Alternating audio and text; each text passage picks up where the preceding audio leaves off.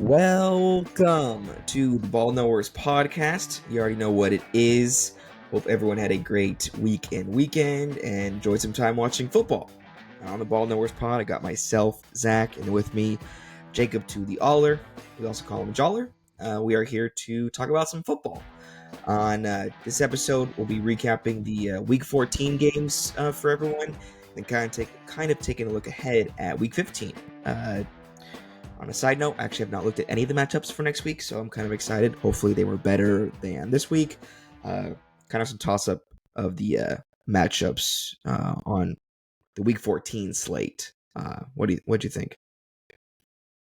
Yeah, not many great matchups on paper. Obviously, as you were there at my daughter's second birthday party, so we were busy with other shenanigans. But couple upsets, a couple outcomes that didn't really expect. The Bills losing to the Rams, that was a crazy game. Shout out whoever had the over in that game. Packers had their game early against the Lions on Thursday. That was an exciting game. Not a super disappointing loss, but that was a better game. Glad it wasn't on a Sunday. As I probably would have missed most of it. But we can get into it. I mean, that game, it feels like it was forever ago, but yeah, the Thursday night football game, yeah, definitely one I think we all were looking forward to at the beginning of the week when they kind of announced it, just to start off the week. And ironically, I think this ended up being probably the best game out of, depending on how you look at it or who your team is, but competitive wise or competition wise, I think this was the best game. Green Bay at Detroit. Detroit does get the walk-off win 34-31, but I watched it. I know you obviously watched it with your Packers, but a lot of back and forth. I mean, this game was fun. It had it all. What was your kind of thoughts right after the game? I know you said you weren't disappointed, because they played really well. So yeah, the Packers. The Packers are obviously in a position to win the game, right? And they had momentum. And it was funny because I was going to text the chat. I said, if the Packers win, I'm going to say some reckless things. I'm going to just say some outlandish, reckless things. Straight out of Baker, I woke up, I'm feeling dangerous. I would have just had a field day of reckless words. Detroit made a couple mistakes, not a lot. The Packers played really well. They haven't really beat, we've talked about it all season. They haven't really beat any really good teams all year. And they've had a lot of close games. They had two wins off field goals, one off a blocked field goal, so they've had literally last play of the game wins. Yeah, to the Bears. So the Packers have kind of gotten lucky, but they looked really good. This was by far the biggest game on the schedule. Thus far in the season, probably the rest of the season. And they went toe to toe with them, which is a good sign. So, it shows that they can compete with the best team in the league, which is a confidence boost going into playoffs. It doesn't really affect their seeding, I don't think, too much. The Packers are going on the road, right? Anyways, so it's not the most inconsequential thing. But if they get blown out or something, then it's you're kind of worried going into the playoffs. But I think they'll have a huge confidence boost. And, if they meet a third time in the playoffs, it's hard to beat a team 3 times in a season. I agree. Statistically, it's just it's difficult to do, especially when both games were close games. So I'm not super disappointed. I feel really good. Hopefully they have a good December. They got to play Minnesota again, which is tough. But yeah, I'm excited. I think they're turning the corner at a good time. No, it was good. Jared Goff had that early interception in the second half, causing Green Bay to score back-to-back touchdowns within 2 minutes of each other, which when that happened, I was like, holy shit, this game is nuts. Because it was 17-7 at half, and even the halftime crew on Thursday Night Football was like, hey, if Lions come out and score again, this game can easily get away. And LaFleur and the boys, man, they held it up. They stopped them, got back-to-back touchdowns, caused the pick for from Goff too. Jordan Love, mistakeless football. I mean, no picks on his end. That's definitely what you want Back-to-back for a weeks, big yeah. for a big game like this. Is definitely what you need. I know Christian Watson had that fumble, which was pretty bad, but he still had I definitely want to give some love to Christian Watson. Man, 4 catches, 114 yards. He had that 60-yard bomb, which was pretty glorious. So definitely got to give love when it's due. LOL. But definitely a close one. And like you said, this Shout out division Josh was never. Jacobs too. Josh Jacobs, man, Yeah. 3 tutties. That was wild. The division was never really up for grabs. It hasn't been for a while, I think, especially with Minnesota kind of pumping up there too. But yeah, this didn't hurt their seeding really, but it definitely boosted, I think, their confidence, like you said. So, yeah, definitely a great game to start off on primetime on Thursday Night Football. I've been saying this like all year, ever since they moved over to Prime. I mean, obviously there's still some shitty ones kind of thrown in there, but dude, Prime's gotten some fire games, like low key. I mean, next week is or this week is Rams. I just looked at it real quick. It's Rams Niners, another division one, so that'll be fun. But um, we'll get to that. But fire game Yeah, I for remember like Thursday Night Thursday Football. night football, like not long ago, like we were in college or whatever. Like every Thursday game was like bad. Like Jaguars, Titans. Fucking every Thursday. yeah, it felt like Jaguars, Texans, or Houston Titans. When they weren't good. It felt like it was one of those 3 teams every Thursday for 16 weeks. Maybe the Bengals, Back in the day, that even but used to do Thursday Night Football the whole week. It was like the last like 6 or 7, and it was just like Jaguars every Thursday because they were just shit. So do you like the Saturday NFL games, like when college is done, like late in the season? I don't personally.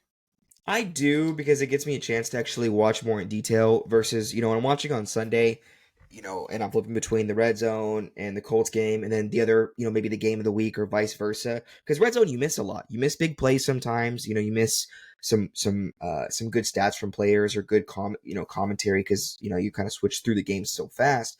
But when there's I picture it like that Black Friday game, right? Raiders KC. Like all my attention was on that. I thought it was a great game, and I watched literally, like you said, you watch from the beginning to the end. And if it's a Saturday football too, because college is done and it's albeit a playoff bound teams, then yes, I do enjoy it. Now, on Saturday, am I watching Saints Jaguars? Hell no, I'm not. I got tea time, homie. I'm out. So, um, Yeah. so no, I'm not. But if it's top, if it's Green Bay Detroit or a game like that, but on a Saturday, or hell, I mean Raiders Chiefs. Yeah, obviously they already played twice, but something like that where I'd want to watch. Quick note on the Black Friday game, though. I just want to give you a shout out, Zach, for calling both Raiders Chiefs games close this season. When all the doubters were alive, you said, you know what? I bet the house like 6 weeks ago, Raiders just in desperate hoping the Chiefs lose. And then this game actually ended up being close. The Black Friday game was close last second. I was furious. It's like clockwork. You know it's coming, right? But you sit and watch anyways, and It's like a car you crash. almost had it. Can't look You almost away. had it. Yeah. Yeah, I can't look away. Raiders covered both those games, So by the way, against the Chiefs. They covered both games. So shout out that. good teams win, great teams covered. Facts. But yeah, for week 14, great start. That Prime game was awesome. The Sunday slate, definitely mid, kind of 6 out of 10 slate if I had to grade it, on a number scale. I definitely want to kind of blow through the games that, unfortunately don't really matter. As we kind of said before, as we get closer to the end of the season, we'll kind of dive deeper into the, the more important games, and less might be important to you because you're a fan. Like my Colts, they're on a bye, but if they were playing, wouldn't even care about them that much. I'd more focus on the Falcons Vikings game. But Jacksonville, Tennessee, two bad teams. Trevor Lawrence is out for the season after being absolutely murdered last week. We kind of touched on that one. Jacksonville won 10-6. They weren't. Tennessee was favored, but Jacksonville won 10-6 in the most boring game I've ever seen in my life. I didn't even watch it. It wasn't even on Red Zone because there's no fucking scoring. So that didn't even pop up. So Jacksonville wins 10-6. I guess shout out Mac Jones for throwing 200 yards in the win in replacement for Trevor Lawrence. He'll take over for the rest of the season. Another game New Orleans at New York. Drew Lock against Derek Carr. Taysom Hill's out for the season now. Obviously, Chris Olave's out. They have Snead, I think, on New Orleans, or another wide receiver is out still too. New Orleans gets the win 14-11.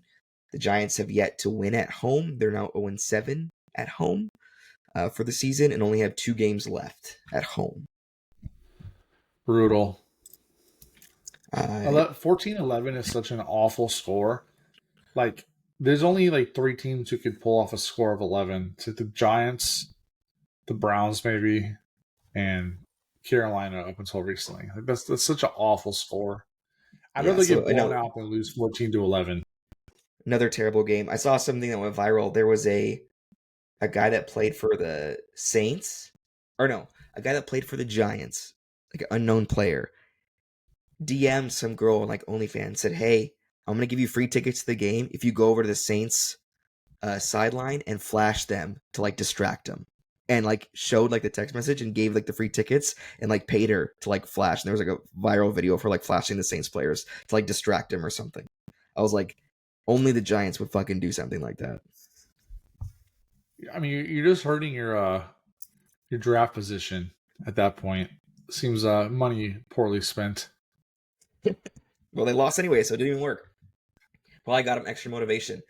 Yeah, Saints win 14-11. I mean, Saints are, down bad. I think the Darren Rizzi, the interim coach, got his first win after Brandon Allen was fired. So I mean, that's good for the Saints.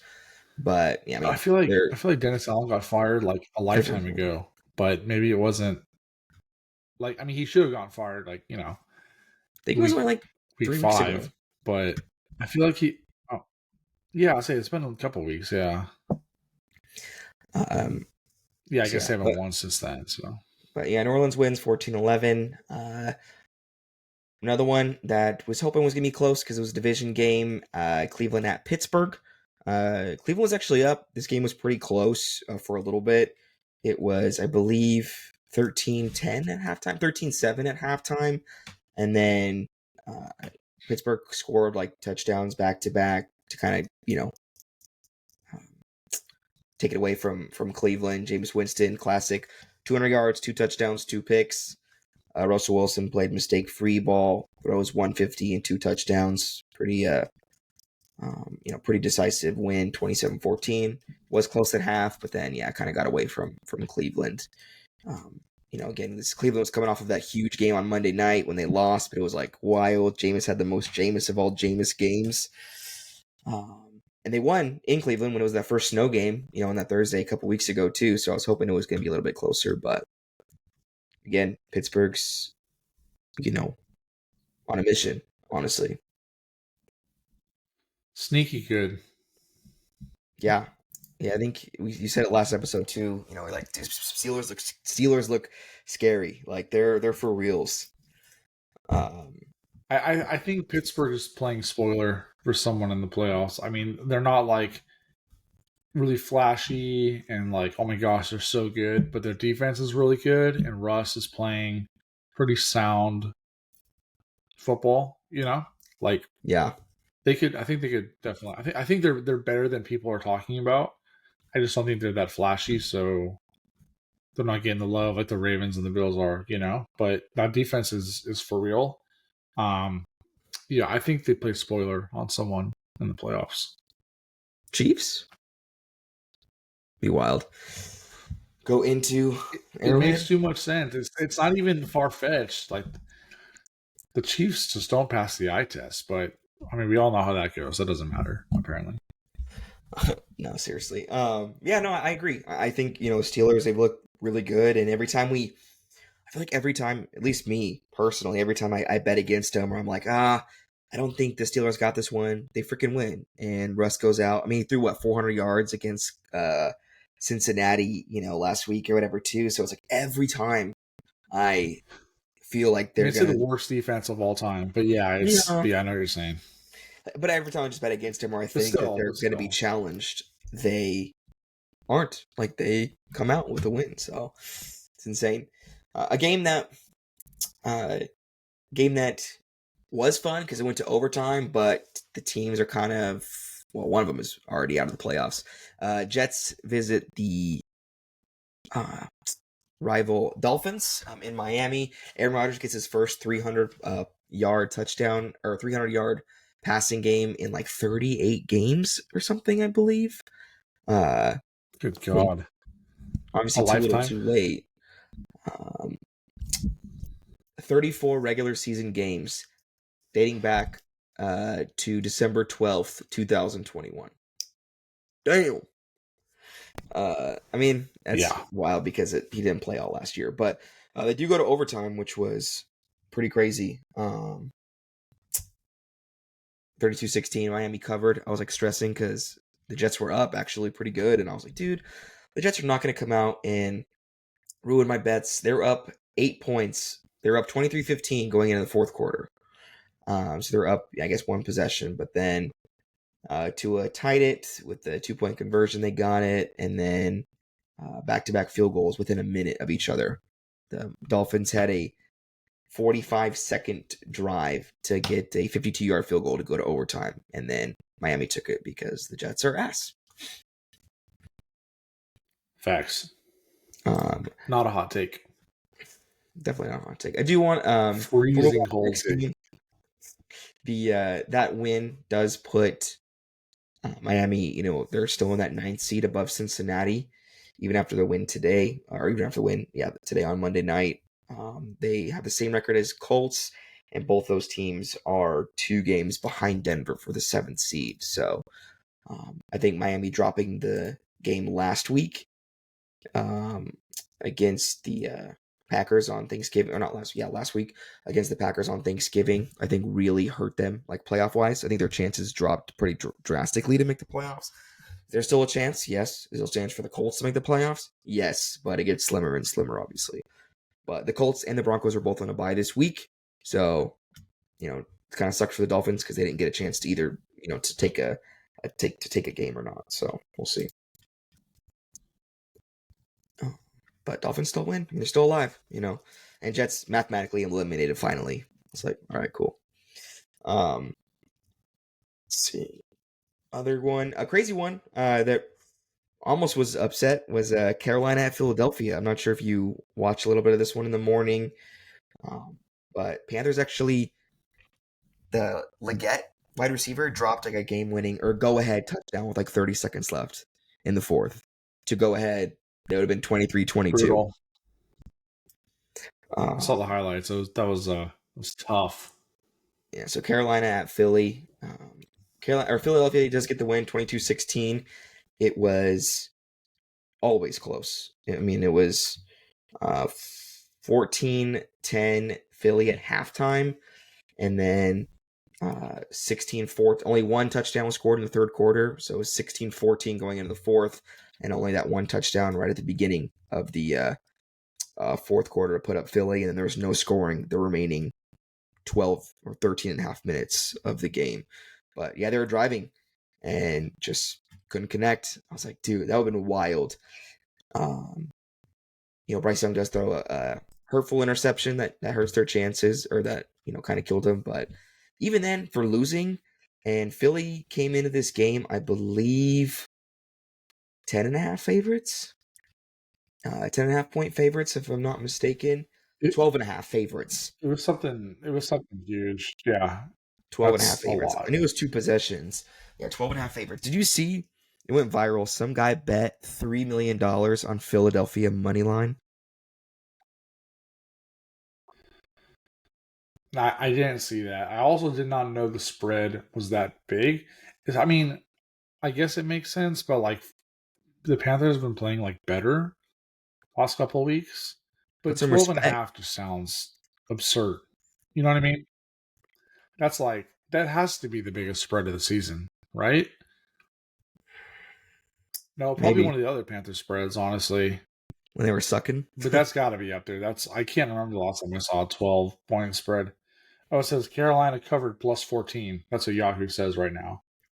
Oh, so I was looking at 14-point spreads, which is nuts. According to ESPN Bet, they were minus 12.5. I think I bet them at 10.5 maybe, and never a doubt, honestly. Like, Carolina's been playing great football, whether it's win or lose. I mean, they tied it up against the Chiefs and lose last second field goal. Obviously playing the Eagles, took Tampa Bay to overtime. And those are all playoff teams. Tampa Bay's a playoff team. Philly's a playoff team. Chiefs obviously a playoff team. And they're going total, like, they're looking good. And Carolina had a chance to at least go ahead and give Jalen Hurts, 30, 40 seconds or whatever. But I mean, still, it's all these games. I mean, yeah, are they messing up their draft order? I guess, but they already have their quarterback, and all of this, I think, is looking good for next season. At least, for them. Yeah, what a turn of events, right? From first month or two of the season, Bryce Young bust to potential franchise quarterback. It's pretty wild. No, he turned it down, or he turned it around. Excuse me. He's been playing great football. I mean, he had a pick in this one, which sucks. I think it was early enough to where it wasn't. Um, yeah, it was in the first quarter, so it's not like it was. We can come back, or in the first half. Excuse me. It's not like you can go back like, oh, that one interception he threw. The first quarter, whatever. It doesn't. It wasn't. It's not gonna happen at the end of the game. And that drive that they had to like go ahead, it was 13 plays, like 3-minute drive. And I was looking at the pass. It was, Bryce Young pass incomplete to Xavier Legette. It was 3rd and 7 with, oh no, I'm sorry. 2nd and 4 with 52 seconds left. And the pass literally would have put him in the end zone. Like rolled, he like hit it at the 1. And then I think they had to replay it too because he like caught it, but then it hit like the floor obviously too. He was untouched either. It wasn't even like a contested shot. I was like, dude, I was very upset that he dropped it. On a side note, have you heard that guy interview Xavier Legette? Have you heard him talk? I don't think so. No. Oh, he's funny. If you have to look it up, his accent is like it's like a southern accent or something. But the way he talks, dude, I cannot understand him sometimes. It's hilarious. But anyways, Philly Like gets Cajun the person? yes.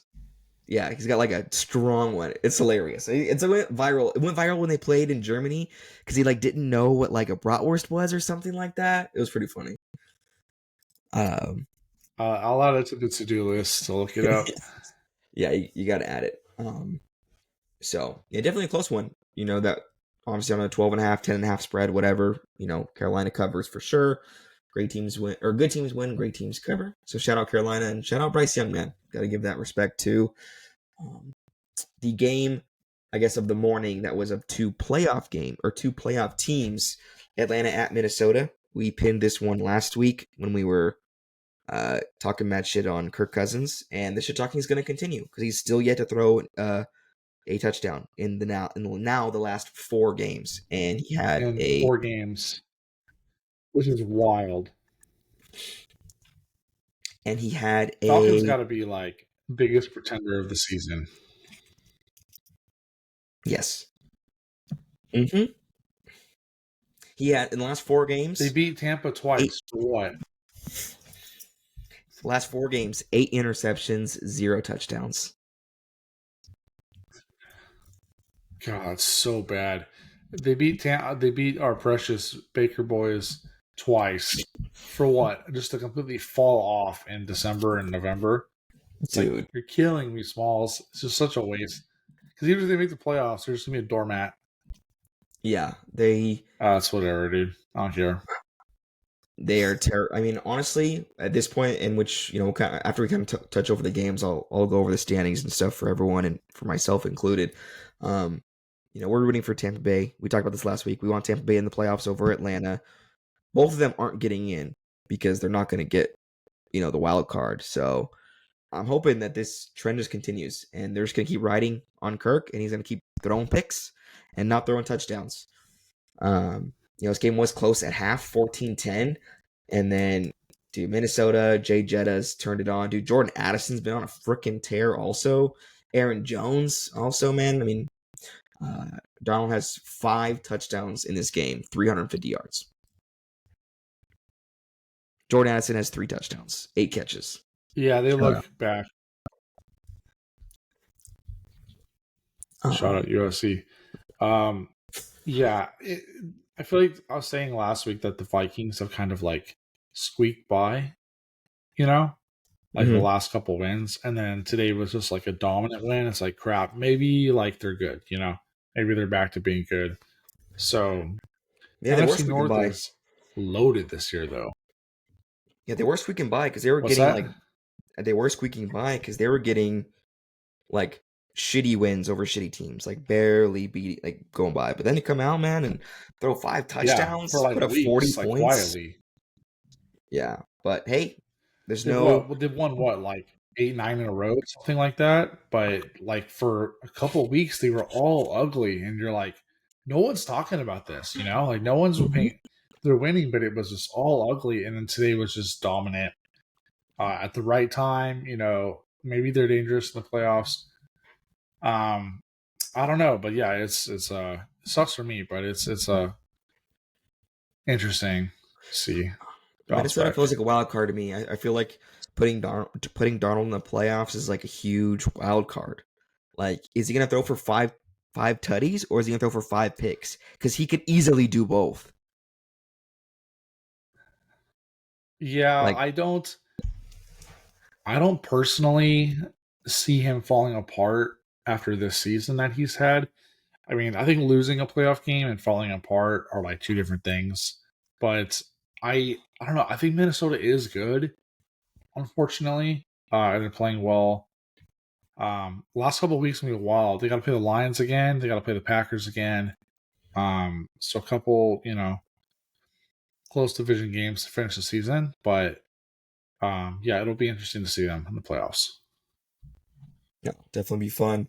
Yeah, that division, man, stacked. Love to see it, and those games are always fun. And like those, all those teams in that division, Lions, Packers, Vikings, all those teams are great for football because those teams are fun. Like Addison and Jay Jettas and Darnold, like coming out of nowhere, obviously after being left for dead in Carolina and New York, San Francisco as a backup, and then you have Love and newly found Josh Jacobs, who found a second gear, and Christian Watson, and Xavier McKinney. And then you go to Lions, obviously, with Gibbs, Montgomery, Amon-Ra, and Goff. Like, all three of those teams are so exciting to watch. They all have exciting offenses. They're not like you know, dud offenses. Hey, I said Xavier McKinney. I shouted out the defense too, man. Come on. Dude, he was red hot, dude. He had like 7 picks in 7 weeks. He was just a magnet.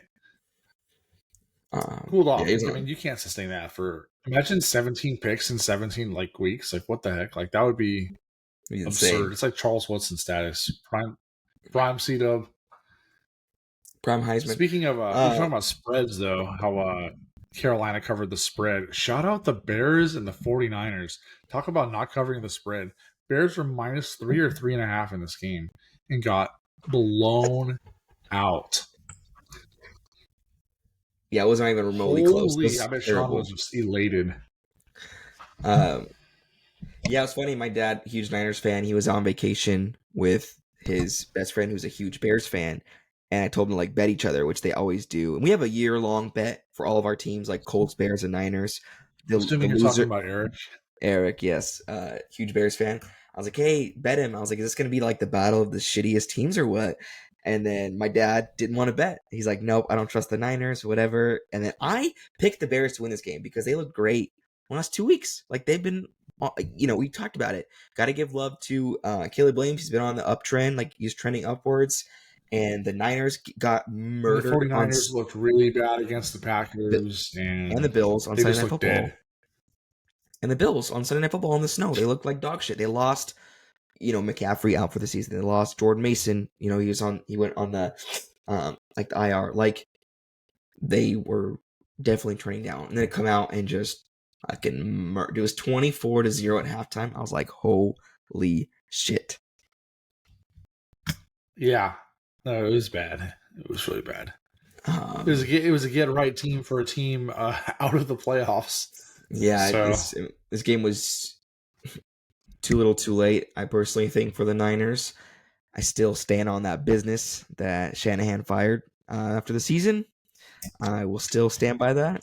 So y'all know when it happens, be like, damn, Zach from the Ball Knowers Pod said it was gonna happen. Shit, I should probably listen to him. It's Yeah, gonna go viral on the internet, dude. Yeah, y'all you should gotta go back, clip that take just for that with the clip, date, and then just repost it everywhere. If it happens that morning, dude. Yeah, terrible, terrible for terrible look for Chicago.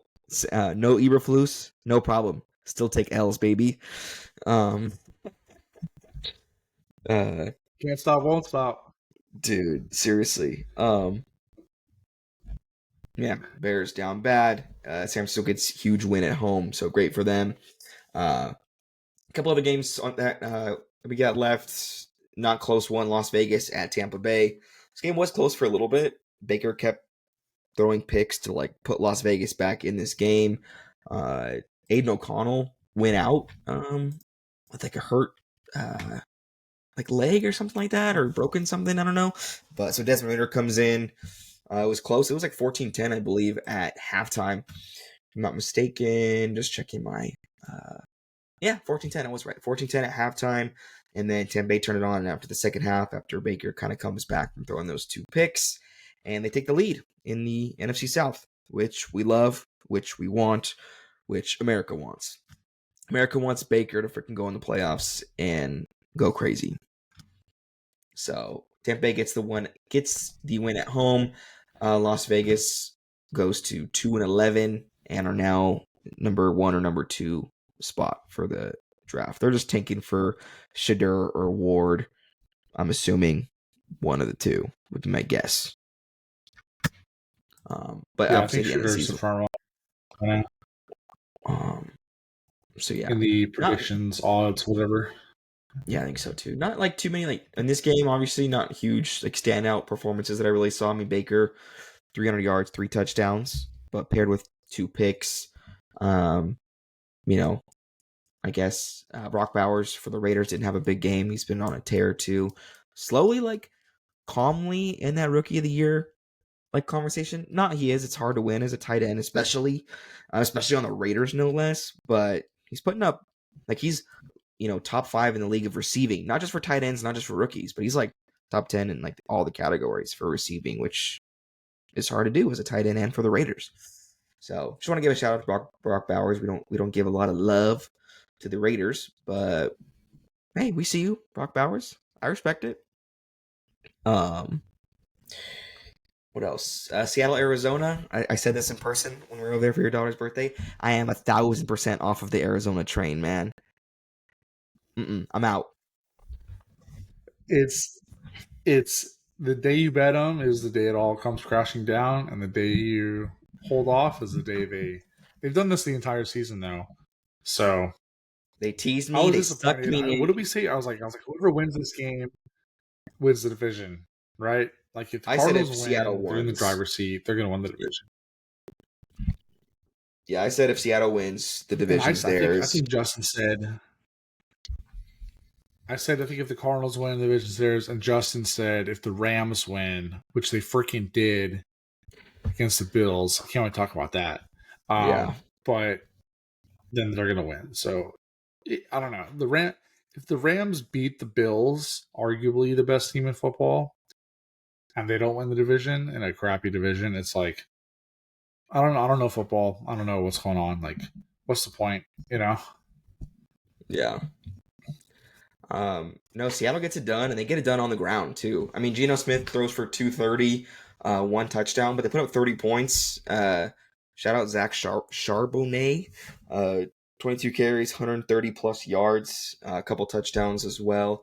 He had a 50-yard run that was pretty nice. I don't know if you saw the highlights on that one too, but it was right before the end of the first half. He kind of broke away and got 50-yarder tutty at the end. Jackson Smith had a touchdown as well. Love that. Shout out to Ohio State. You already know what it is, baby. Hey, we made the college football playoffs, baby. You already know. But Arizona drops it at home. They lose to Seattle pretty much basically back-to-back weeks because they played like 2 weeks ago. I feel like, but 30 to 18, you lose at home, man. I'm out. I'm out in Arizona. Seattle, I think, is definitely in the driver's seat for this division, which is crazy. But hey, man, Geno Smith, what do you say? When they wrote him off, he ain't right back, and They wrote he's me off. I ain't right back. he's leading the league Hanging in the in passing. Louvre, all time quote from your boy. Dude, and I like what he's doing, man. I mean, he found a second home there. Looked great last year, and this year's still leading the league in passing yards too, which is exciting. And he's a fun guy. I don't have anything against him. Um, new He was coach so too, bad obviously. as a Jet.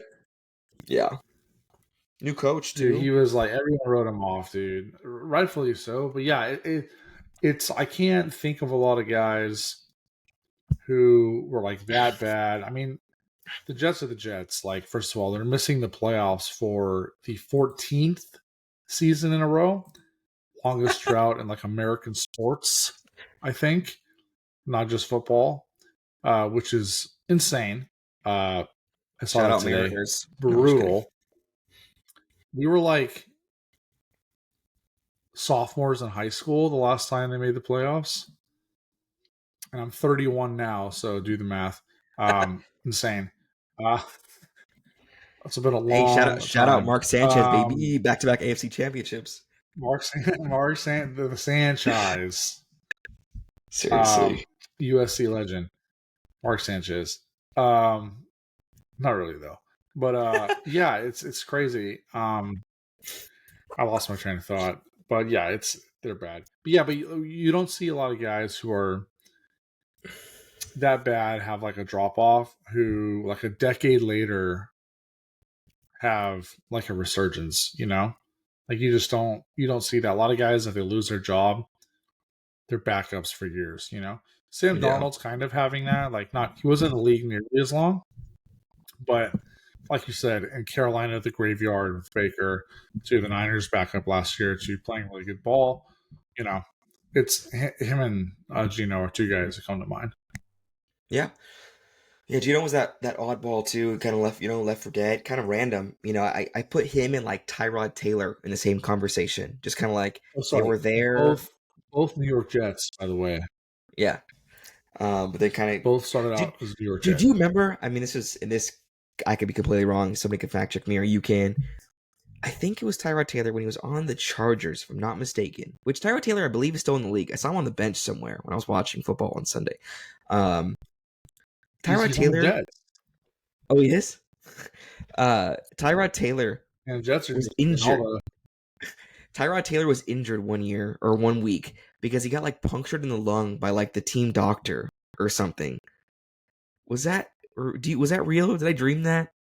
I gotta look it up.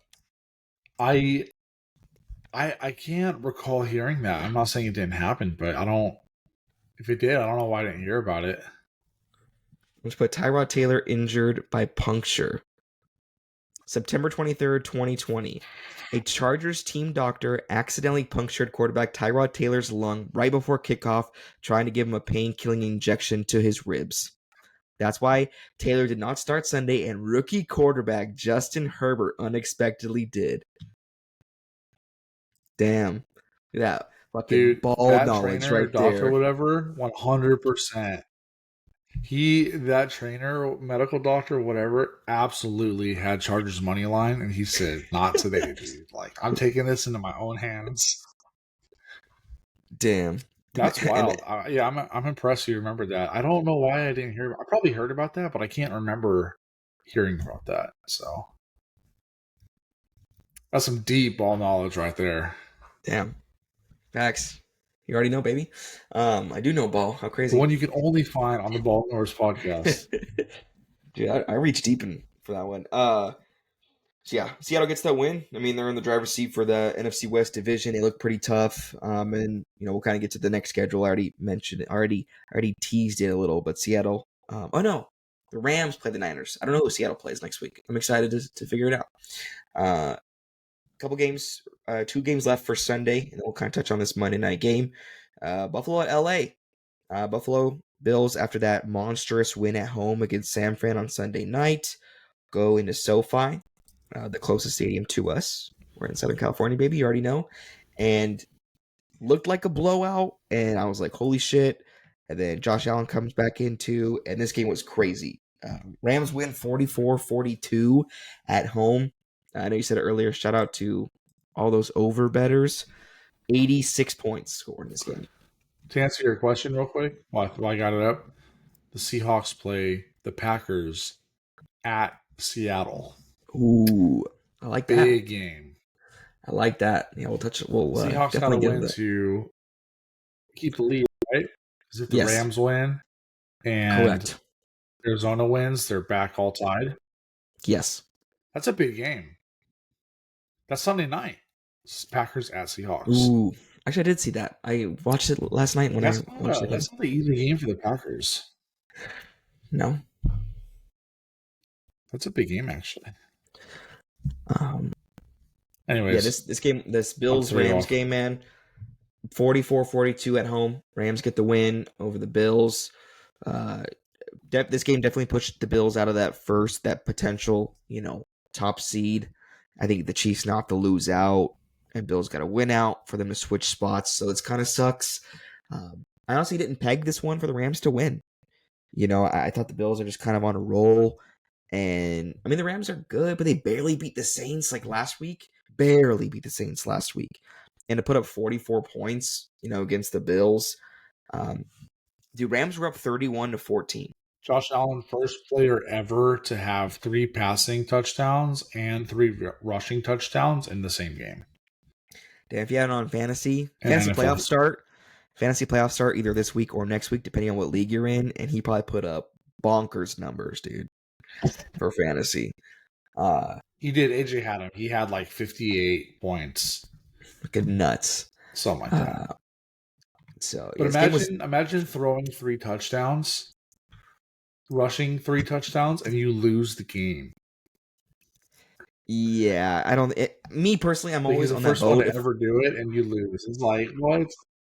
Yeah, I'm always on that boat that if is an offense. If I put up 30 points and I lose, I did everything you can. I think if you put up 30 or more, I mean, sometimes personally I feel like 28 points is a lot. Put up 4 touchdowns and you still lose, but I'll give the defense the benefit of the doubt. If you put up 30 or more, 1,000% blame the defense. You cannot ask our offense to do any more. You can't. That's Joe Burrow's life this season.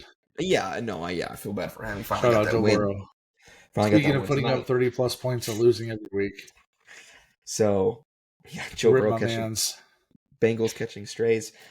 But, yeah, 100% on the defense, But huge shout out to Josh Allen, man. I mean, you're down 17 in the third quarter, halfway through the third quarter, and you lose by 2. He left it all out there. I will say that. This game feels like a lock for Josh Allen MVP. Like you said, down and to come back, that furious comeback to throw 6 touchdowns. You throw 3, rush 3. No. I don't know. I don't want to say a lock, but it feels like Josh Allen MVP lock. Yeah, I think last week on Sunday night, a nationally televised game, he had that play. That's gonna be this MVP play, right, where he throws the pass to Amari Cooper, then he laterals it back to him, so he has a passing and receiving touchdown on the same play. I think that kind of paved the way, and this game was just a stamp on it. Look what I could do. I could put up 6 touchdowns, total in a game. Yeah, he loses, but that's not on him.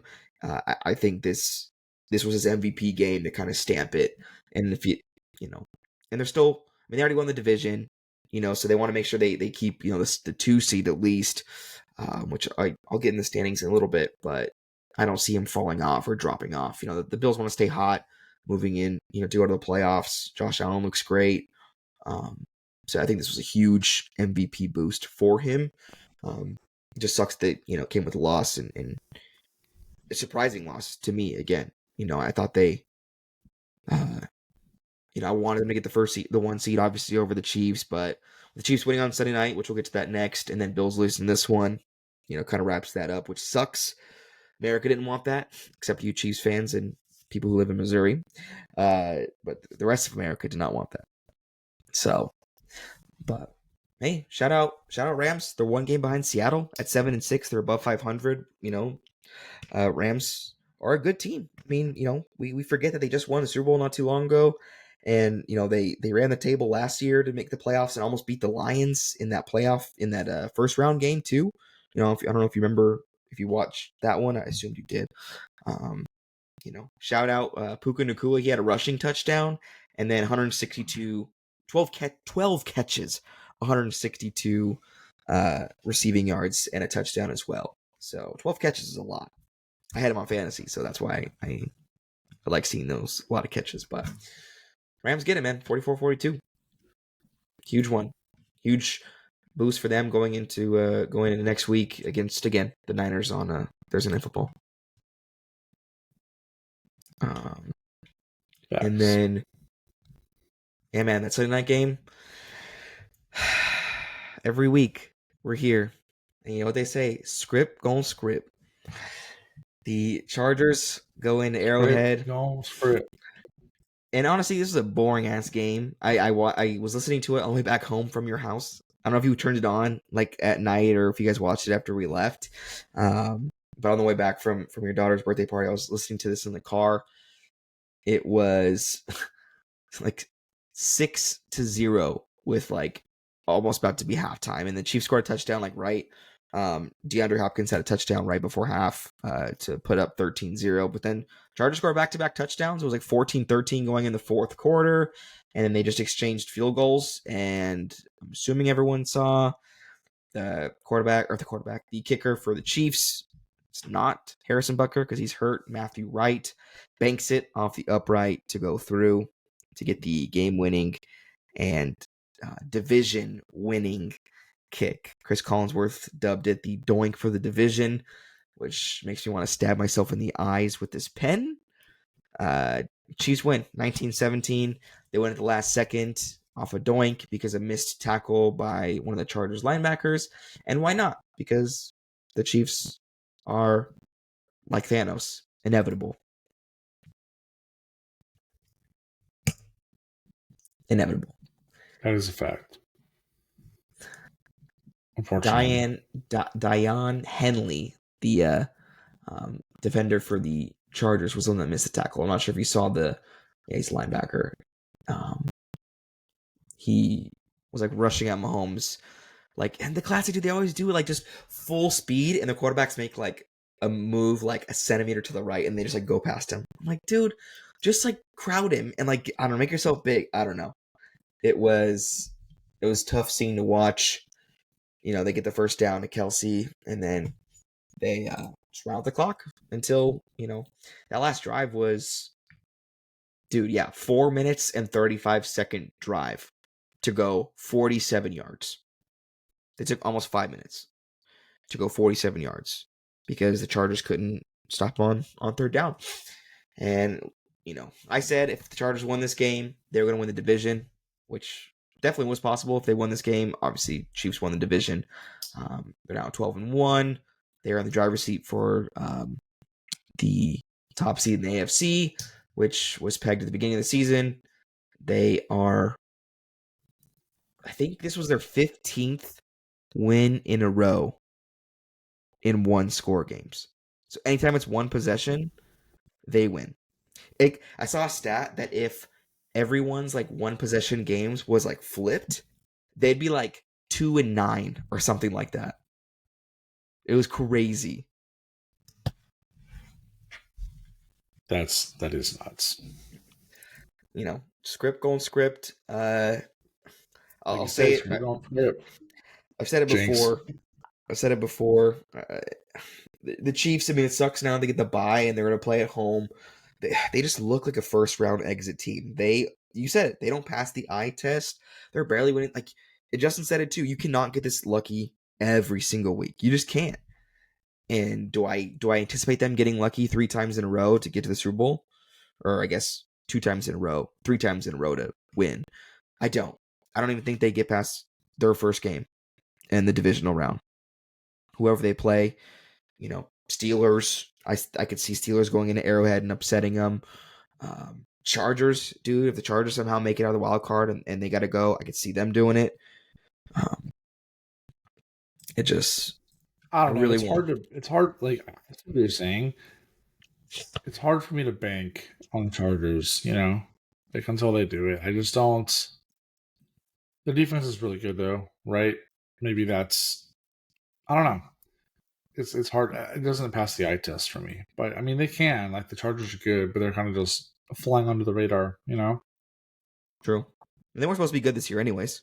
I mean, they're playing with house money. They weren't supposed to be good Yeah, at that's all. true. Lad McConkey's going off. He actually was out this game, which I think was a huge reason why they took so long to score. McConkey was out. They lost J.K. Dobbins. He's on the IR right now, too. Those are two offensive starters, obviously, that get the most touches on your whole team, and you still go toe-to-toe, wire-to-wire with the Chiefs. Like, your skill position players are a big part. That's like the Bengals not having Jamar Chase, or Packers not having Christian Watson and Josh Jacobs.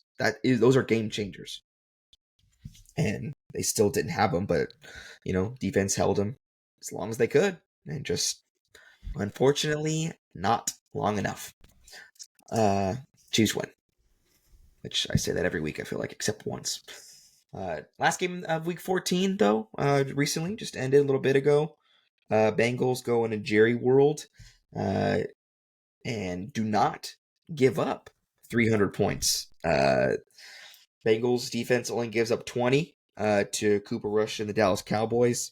Bengals did have to actually put the boosters on and block a punt. No, excuse me. They punted. Cowboys blocked it. Cowboy guy fumbles it. Bengals recover on the last possession, and then Joe Burrow throws a 40-yard bomb to Jamar Chase to basically walk it off, 27-20 in Dallas. Burrow has, again, over 350 yards, which he has, I feel like, in the last 6 games in a row, and he throws for 3 touchdowns again. But do want to give a shout out to Jamar Chase, 14 catches, 180 yards, 2 touchdowns. He now is the leader of the Triple Crown, all the wide receiving categories, yards, touchdowns, and is it receptions is the other one, I would assume? Right? That'd be the Steam one? on. 27-20. But yeah, I mean, Bengals win. Too little too late for them, unfortunately. But, dude, looking at Burrow's stat line the last 3, 4, 5 weeks, 9, 12, 15, 18 touchdowns in the last 5 weeks. 18 touchdowns, 3 interceptions. And only one of those games in the last 5, he threw for under 300. That's wild. Criminal justice for Joe. And there's 3 L's in those 5 weeks. Damn. That's crazy. But Bengals get it. It's tough scene. Whoa, speaking of Joe Burrow, man. Hey, happy birthday, Joe Burrow. It's his birthday tomorrow. I just looking at his stats and his birthday popped up. So, Joe, if you're listening to this, we do wish you happy birthday from the Ball Nowhere Spot. Oh, yeah. Same birthday as my birthday shirt. Same clutch, dude. Maybe she'll have his arm or something, too, someday. Yeah. Can you imagine? He'll be 28 years old. Damn. He's 2 years younger than us and throwing for 350 yards on Sunday. Meanwhile, I'm just here talking about it. I can't wait to toss the pigskin with Peyton, but right now she is the size of a pigskin, so I don't think it'd work out. True. So yeah, wraps up for week 14. I did want to just kind of give shout out a couple standout performances that I saw that get some love. Rico Dowdle in the loss against Cincinnati for Dallas. He did have 130 yards. He was second highest rusher of the week. Again, I already shouted Puka Nacua. Jamar Chase went off. George Kittle had a 6-catch, 150-yard game against the Bears. And then, the rest of the quarterbacks we already kind of talked about. Aaron Rodgers had his first 300-yard game too. So just want to shout out Rico Dowdle and George Kittle, since we didn't really get a touch on them. But no more buys moving forward. Great. A couple good games for week 14 that we saw. Some of them that didn't go our way. Chiefs and Chargers, but whatever. No more buys. Moving forward from here to the rest of the till the end of the season. Looking towards week 15 again. Just a side note, I have not looked at the schedule yet. It's the first time looking. I do know the Rams play San Fran on Thursday Night Football for Prime. I know we touched on it already. This is a big game because the Rams currently are, excuse me, Rams are 7-6, so one game behind Seattle. So if they do win this game, they'll be half a game behind Seattle because they play first, obviously, on Thursday. And then just the rest of the leaders, Tampa Bay, as we said, is now in first place over Atlanta, which we love to see. Detroit clinched playoff berth. They haven't clinched the division yet because they're only one game ahead of Minnesota. Phillies, 3 games ahead of Washington, which they've kind of ran away with that division in the NFC East. Chiefs clinched the division last night, which we saw. Crazy as it is, the AFC South is still up for grabs. Colts are 2 games behind Houston, and Houston is so weird. But Houston's up 2 games, and they swept Indy as well this season too, so that doesn't help. And then Steelers are 2 games over the Ravens in the AFC North. And then, as we know, also Bills clinched their division last week on Sunday Night Football. So, just some standings pod for you. But yeah, looking at the slate, is there any games that kind of pop out? I don't know if you have it up right now or if you've looked at it yet, but any big game besides Thursday night one, which we know hopefully that one's gonna be a good one. But moving to Sunday, do you see any? Looking now. Well, Bills Lions, obviously, game of the year, potential Super Bowl. Sunday night, dude, Packers Seahawks will be a good game. That's actually going to be a big game for both teams. Steelers Eagles is also really good. And then Bears Vikings. I mean, not really a good game, but I need Bears to play spoiler, so that would be sick. But it's in Minnesota, so fat freaking chance. But yeah, the Packers game, Steelers game, Bills game, all really good games. The rest are really lopsided ones. I mean, you got KC at Cleveland. KC's favored by only 4.5. I mean, could Cleveland play spoiler and could Jameis Winston put up 30 points? Sure. Small chance, but he can. Cincinnati at Tennessee. Cincinnati, same line, favored by 4.5 in Tennessee. Tennessee's pretty bad. Dolphins, Texans is kind of sneaky. Yeah, I mean, Houston's leading the division. They need to win. They need this win if they want to. But on the flip side, Miami needs this win if they want to even stay alive. Yeah. Indy at Denver. Could that one be fun? Sure. I want Denver to win because I want them in the playoffs. Because I like Bo Nix. I mean, I love my Colts. Don't get me wrong, but I think it's a little too late for them. The whole Joe Flacco, Anthony Richardson experiment, I think, kind of put us on the downslide. But coming off a bye, both teams actually coming off a bye. They'll both be well rested. Could be fun. Who knows? But yeah, definitely the game of the weeks. I could see Buffalo at Detroit, potential Super Bowl matchup. Pittsburgh at Philly as well. Another potential Super Bowl matchup too. I mean, potentially. AFC, NFC fights. And then Sunday Night Football as well. Kind of looking through the rest. I mean, Washington at New Orleans. Washington coming off a bye. Needs to win.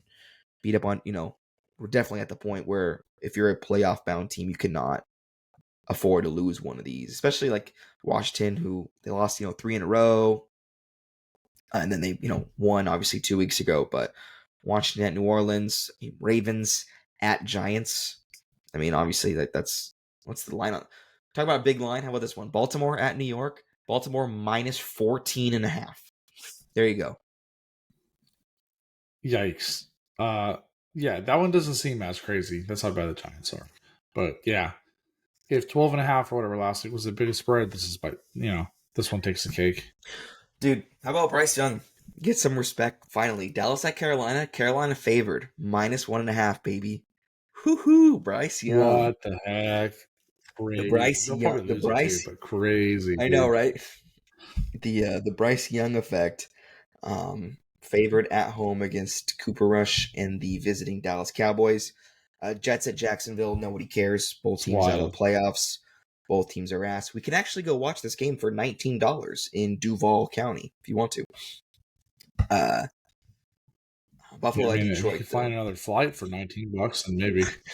Buffalo at Detroit, man. Yeah, this one's obviously Miami, Houston. Both must wins almost for those teams. Indy, Denver as well. Buffalo, Detroit, and Pittsburgh at Philadelphia. Um, I guess for those 3 games of the week, Buffalo, Detroit, Pittsburgh, Philly, and then Green Bay, Seattle. Who are your picks, or who do you think is going to win in those games, and why, or what are you predicting In the Seattle game, in those three? The Buffalo game, Buffalo, Detroit, Pittsburgh, Philly, and Green Bay, Seattle. Packers, obvi. Pittsburgh, um, probably Eagles. I mean, it's in Philly, but the Eagles barely won last week, so I don't know. If the Steelers win, that's a massive win. And then, what was the last game you're asking about? Buffalo, Detroit. Dude, game of the year. It's in. I'm gonna say Bills because they have to. I need them to. Actually, I don't really need them to at this point. It doesn't matter. But the Lions kind of looked human last week. Like the Packers played well, but the Lions didn't look life changing incredible. The Bills were down 17 points, and Josh Allen had a career day after. So I think the Bills are just riding high. I don't know, man. It could be close, but I won't be surprised if the Lions wins. But if the Lions are taking one more L this season, it's probably to the Bills. That's my take. Bills. Yeah, I think Detroit's coming off of a huge win, against Green Bay, and the only thing though is Detroit really can't afford to lose one. Buffalo can really. I mean, they're fighting for, I guess, the top seed. That's what they're only fighting for. But Detroit's still fighting for that division. So I feel like Detroit's going to be playing harder. But damn, I guess it's going to come down to defense. Which defense is going to stop? If it was in Buffalo, I would pick Buffalo just because I think the weather has like a huge say in this game. But in Detroit, man, Detroit's favored by 2 at home. So basically, it's like no line or an even line. I love Josh Allen too. Man, I like both these teams, man. I don't know. I want Pittsburgh to win over Philly because I don't really care for Philly. I don't like them. They annoy the shit out of me. Nick Sirianni, I want to punch him in his face. And I want Justin Fields to come back and score a rushing touchdown in this game. So I want Pittsburgh to win. That would be cool. But I think Buffalo takes it in Detroit, but close. Definitely kind of Yeah, obviously it'll be close, but yeah. yeah. And then Green Bay, Seattle. I like Green Bay. If Green Bay goes into Seattle and gets that win, definitely shake things up in the NFC West. Depending if the Rams win on Thursday or not, too, which is what I'm hoping for. Because that would be awesome if that game goes down to or if that division goes down to week 18 or whatever. But I think Green Bay is the more talented team on paper and on the eye test per se. So we'll see. Definitely three games to watch though. Again, Green Bay Seattle is the only one that's on primetime on Sunday Night Football. The others, man, both are playing in the afternoon too. You can't fucking flex one in the morning at least. There's no good morning ones close that are that have playoff bound teams. And the remaining 4 that we have 2 Monday night games, which is weird. But the remaining ones for Sunday, New England at Arizona. I don't care about either of these teams because Arizona pissed me off, so I have nothing good to say about them. And my mom used to say, if you don't have anything good to say, don't say it. New England, Arizona, and then Tampa Bay at LA. Tampa Bay, LA, kind of sneaky one. Tampa Bay has control of that division. Or they're not control, but they're in first place in the division. LA's on the inside looking out of the playoffs currently. So I think that that will be fun. That one's crazy. That one says tickets as low as $34 to go to SoFi Stadium for Tampa Bay at LA. Damn, that's a good game. Shit, I'd go see that. Yeah, Take a but quick fees will be drive. like $50, Facts. The the management and fee, then like $100 parking, and $84 Coors Light. we dude, yeah, we parked a mile or like a mile and a half away, in like a small parking garage and walked, and it still took a while to get out of there. So yeah, SoFi's parking is bad, and you pay like literally like $80+ parking. It's brutal. I've only been to SoFi once. It was for a soccer game. It was Arsenal against Chelsea, I believe. Um, yeah, Arsenal against Oh, Chelsea nice. or Arsenal against Man U. No, Arsenal against Barca. I'm sorry. It was just one of their United States tours. But we parked like Exhibition games. a handful of blocks away and took like a tram or whatever, like a little bus, like a shuttle to the stadium. It wasn't too bad. But anyways, rounding out 2 Monday night games, Chicago at Minnesota. Minnesota again coming off that huge game at home against Atlanta, can easily beat up on Chicago team. Can they spoil and steal one? In Minnesota, maybe. I don't really see it happening currently. And then Atlanta at Las Vegas. Honestly, I hope Las Vegas wins this game to just totally take Atlanta out and just force their hand to put Michael Penix in. Dude, if Kirk Cousins goes this game against the Raiders, against Desmond Ridder, no less, and the Raiders, and throws like 0 touchdowns and like 1 or 2 picks, and Tampa Bay wins and beats LA miraculously or whatever too, fuck it. Put Penix in, call it a season. Throw in the towel. See what he's got. Facts. See what he's got. Yeah, But no, I agree. There's no point in not, playing them. But besides that, I mean, definitely Week 15 slate. It has some better matchups from playoff teams or playoff hopeful teams versus playoff teams. Slate looks better than it did last week, or than the Week 14 games. But nonetheless, hopefully got some good info and enjoy some football. Starting with that Thursday night one, Rams Niners. Shout out my dad, huge Niners fan. Not sure if he wants them to keep winning or not. I don't know. When you're at 6-7, like, do you want to keep winning? I don't know. And everyone's hurt on the team. You're not going to do anything in the I mean, does it playoffs. matter when Shanahan's getting fired and blowing up the team anyways? According Shanahan to you, fired. Heard it here first 2-3 weeks ago. I will stand by it. Stand on that business, baby. You already know. But nonetheless, man, enjoy some would be football. crazy. Enjoy some family as we wind down to this great holiday season.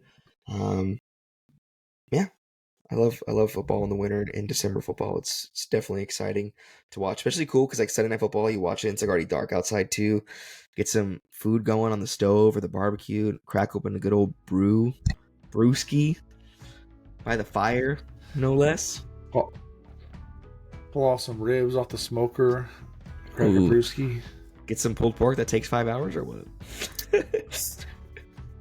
Dude, if you know, you know. You had to be there. So, but anyways, enjoy your time. Make sure to like, comment, subscribe, baby. You already know. To catch us on our next episode. When we see you next, we'll be recapping all these games for you for Week 15 and previewing what's to come for Week 16. You already know. Zach and Joller from the Ball Nowhere's Pod. And have a good week. We'll talk to y'all later. And as always, wanted to let you know who this show was sponsored by. Our new followers on the socials. Just a reminder, give us a follow on X, TikTok, and Instagram for the latest videos and updates for our episodes and some clips for our show. Greatly appreciated. You will get a shout out every time we get a new follower as well. So shout out Eric G. Pablos, Answer the Call on TikTok, and then Beer 30 Sports O'Clock, Sports Lucky 7 Picks, Rocktown Graphics, Deputy Cody Carter, Jacoby Hine, Joel Norris, All Around Best, Max Quintanilla, Flamingo Edits, Kale Daly, TNT Boys Pod, 13 Rings Podcast, and Eric G. Pavlos as well on IG. We do love the love, so feel free to give us a follow on IG, TikTok, and X, and be sure to subscribe on Spotify and Apple Podcasts as well. Have a good one.